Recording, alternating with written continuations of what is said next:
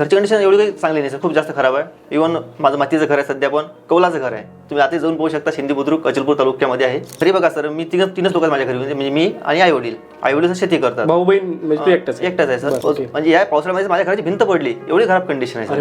हे वाटत नसेल, बऱ्याच वाटत असेल की चांगला खर्च असेल, पण गरीब घरची मुलं होऊ शकतात हे सर, म्हणजे होऊ शकतं, सिद्ध केलं मी. आणि ही परिस्थिती आपल्याला बदलायची आहे. माझं सर शिक्षण झालं मामाच्या गावाला 8वी पर्यंत. मामाचं गाव म्हणजे ग्रामीण तुरखेड नावाचं. तिथून मग मी 4 वर्ष गावात राहिलो, 9वी 10वी 11वी 12वी. मग गेलो अमरावतीला, व्हीएम कॉलेज हॉस्टेल असल्यामुळे तिथं ऍडमिशन घेतली. मग मी तिथं BA कम्प्लीट केलं आणि मग एमपीसी करायला तिथून घेतल्यामुळे मग MA करता करता एमपीसी पण सुरू केली मी. पण जेव्हा हॉस्टेल 16चं काम पडलं तेव्हा रूमचा खर्च वाढला, मेसचा खर्च पण वाढला होता. तर मग सोबत शेती पण करायचो आणि अभ्यास पण सुरू ठेवला होता इकडे. शेजारचे वगैरे येऊन म्हणायचे की आमची मुलं 100 रुपये रोज कमावतात, 200 रुपये रोज कमावतात, तुमचं अजून काय कुठंच काही नाही, आम्ही घर बांधलंय, 2 खोल्या काढल्या आहेत. तर ऐकायचं सगळं, मी पण ऐकायचं, काय पर्याय नव्हता ना, काही ऐकण्याशिवाय पर्याय नव्हता. लोकांना असं वाटतं की आता आपण काय चंद्रावर पोहोचलो की असं वाटतं. 500 रुपये रोज कमावतात असं विषय नाही, कमावलं पाहिजे सगळ्यांनी.